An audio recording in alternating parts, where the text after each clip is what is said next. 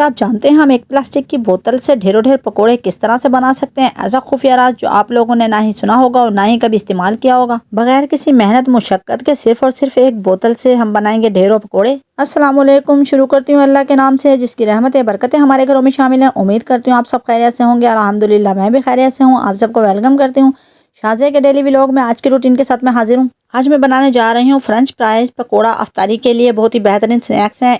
आपको इन स्नैक्स में दो तरह के मज़े मिलेंगे। ये 2 in 1 फ्रेंच फ्राइज है। माशाल्लाह से बहुत ही क्रिस्पी और बहुत ही मज़ेदार बनते हैं। आपने इस रेसिपी को रमज़ान में ज़रूर ट्राई करना है। चलें तो इस मज़ेदार रेसिपी को स्टार्ट करते हैं। बिस्मिल्लाहिर्रहमानिर्रहीम। पकोड़ा बनाने के लिए हमें चाहिए यहाँ पर आलू। मेरे पास 4 अदद आलू थे और इनका वज़न तकरीबन आधा किलो था।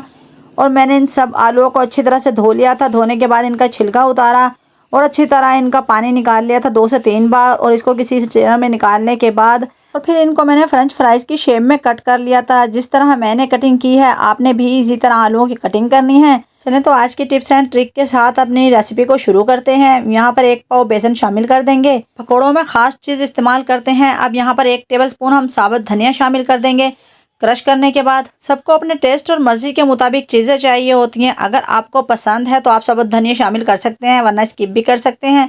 और यहाँ पर हस्बे ज़रूरत मैं नमक शामिल कर दूंगी। और 1 पाव पालक को मैंने कटिंग करने के बाद अच्छी तरह वॉश किया था खुले पानी से। और फिर यहाँ पर ड्रेन करने के बाद इसको भी शामिल कर देंगे।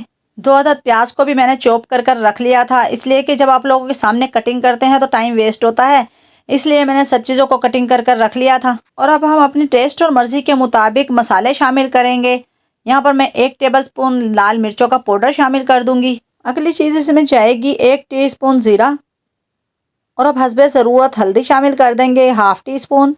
हमको काली मिर्चों का पाउडर बहुत ज़्यादा पसंद है, मैं हर चीज़ में शामिल करती हूँ। तो पकौड़ों के अंदर भी हस्बे ज़रूरत मैंने काली मिर्चों का पाउडर शामिल किया है। हस्बे ज़रूरत डाल दूंगी पिसा हुआ गरम मसाला। और अब यहाँ मैंने हरा धनिया अच्छी तरह काट कर और वॉश कर रख लिया था और ड्राई भी कर लिया था और यहाँ पर शामिल कर देंगे। अब इन सब मसालों को डालने के बाद हम अच्छी तरह से मिक्स कर लेंगे। आपसे रिक्वेस्ट है, जब तक मैं अजवाइन पकौड़ों में शामिल कर रही हूँ आप लोगों ने मेरी वीडियो फुल वॉच करना है, लाइक आप लोगों ने लाजमी करना है। और इतनी ज़बरदस्त और कमाल की रेसिपी के लिए मुझे ज़्यादा से ज़्यादा सपोर्ट करें। आप लोगों की हौसला अफजाई की बहुत ज़्यादा ज़रूरत है। जैसे कि रमज़ानुल मुबारक में पकौड़े तो लाजमी होते हैं, पकौड़ों के बिना दस्तरखान अधूरा होता है।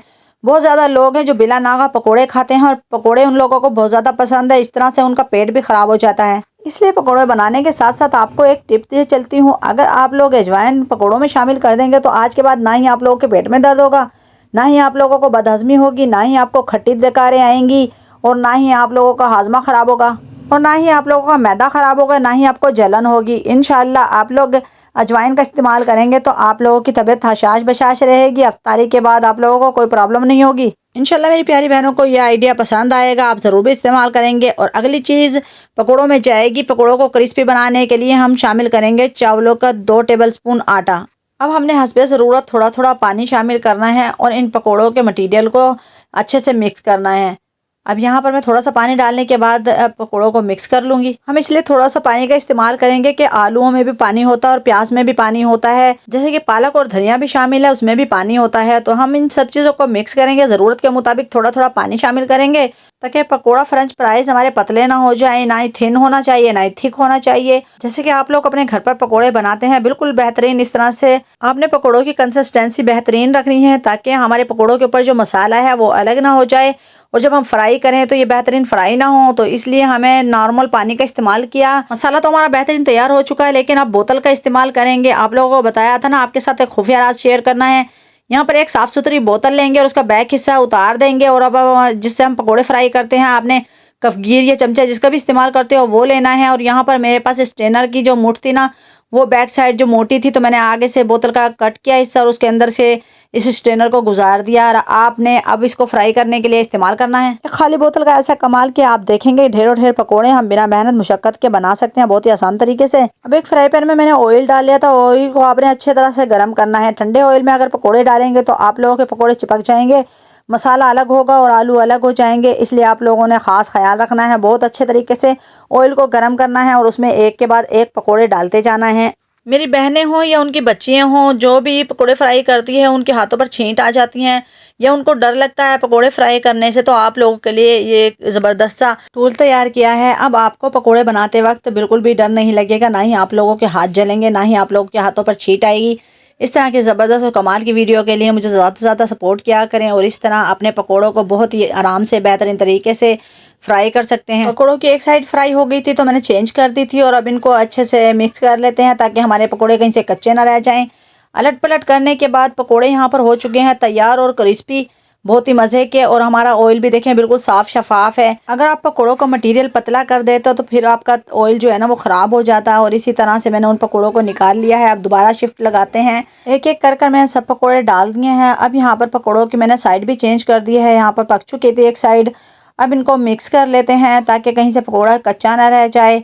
और अच्छे से फ्राई होने के बाद अब इनको निकाल लेंगे।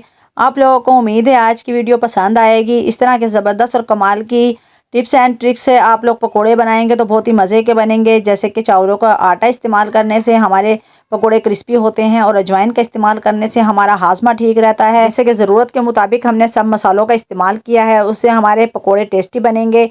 और हमने बोतल का भी इस्तेमाल किया है जिससे हमारी मुश्किल आसान हो जाएगी। आज के बाद आपकी बच्चियाँ हों या आप बिला झिझक पकोड़ों को बना सकती हैं सिर्फ एक बेकार बोतल से। इस तरह से हमारे मज़ेदार और क्रिस्पी पकोड़े हो चुके हैं तैयार। अब पकोड़ों को निकाल कर एक ट्रे में रखते हैं और आपको दिखाते हैं कि कितनी ज़बरदस्त इनकी लुक है और कितने मज़ेदार पकोड़े हैं। इस तरह की ज़बरदस्त और कमाल की टिप्स के लिए मुझे ज़्यादा से ज़्यादा फॉलो करते रहें, सपोर्ट करते रहें और इस तरह के मज़ेदार पकोड़े ज़रूर अफ्तारी में बनाएं। जैसे कि रमज़ान मुबारक में बहुत ज़्यादा मसरूफ़ हो चुके हैं, बहुत ज़्यादा घर के काम का बर्डन होता है जिसमें कि मैं अकेली हूँ। मेरा कोई भी नहीं है जो मुझे सपोर्ट कर सके। छोटे बच्चे हैं, उनका सब काम मुझे करना होता है और अपने चैनल को भी पूरा टाइम देना होता है। इसके लिए भी बहुत ज़्यादा मसरूफियत होती है। अगर वीडियो के लिए दिन में टाइम नहीं लगता तो मैं रात को जाग कर ये काम करती हूँ और आप लोगों के लिए वीडियो तैयार करती हूँ। लेकिन यहाँ पर मैंने पकोड़े तो तैयार कर लिए थे और केचप मेरे पास था लेकिन रखना भूल गई थी, इसके लिए माजरत चाहूँगी। जैसे कि हर किसी की ज़िंदगी में मुश्किलें और परेशानियाँ होती हैं, लेकिन अल्लाह ताला से यही दुआ करूँगी कि मुझे ज़्यादा से ज़्यादा सब्र करने की तौफीक अता फरमाए। अल्लाह पाक इस रमज़ान मुबारक के सदके आपकी और हमारी हर मुश्किल को दूर फरमाए। और मेरी दिली ख्वाहिश है अल्लाह पाक मेरे चैनल को ज़्यादा से ज़्यादा तरक्की अता फरमाए और जो बहन भाइयों के चैनल हैं उनके भी अल्लाह पाक उनको भी ज़्यादा से ज़्यादा तरक्की अता फरमाए। इस तरह की ज़बरदस्त कमाल की वीडियो के लिए मुझे ज़्यादा से ज़्यादा सपोर्ट करें। प्यारी सी यूट्यूब फैमिली मेरे ज़्यादा से ज़्यादा साथ दें। अगर आपने मेरे चैनल को सब्सक्राइब नहीं किया तो जल्दी से कर दें, लाइक करें, फॉलो करें, शेयर करें और मेरे बेल आइकन के बटन को जल्दी से प्रेस कर दें ताकि हर नई आने वाली वीडियो का नोटिफिकेशन सबसे पहले मेरी प्यारी यूट्यूब फैमिली को मिले। अब मैं इजाज़त चाहूँगी। अल्लाह पाक आप लोगों को खुश रखे, आबाद रखे, सलामत रखे। आप लोगों की फैमिली में हर किसी की सेहत तंदुरुस्ती वाली ज़िंदगी अता फरमाए। कल फिर मिलेंगे एक ज़बरदस्त टिप के साथ। मुझे दुआओं में याद रखिएगा। अल्लाह हाफ़िज़।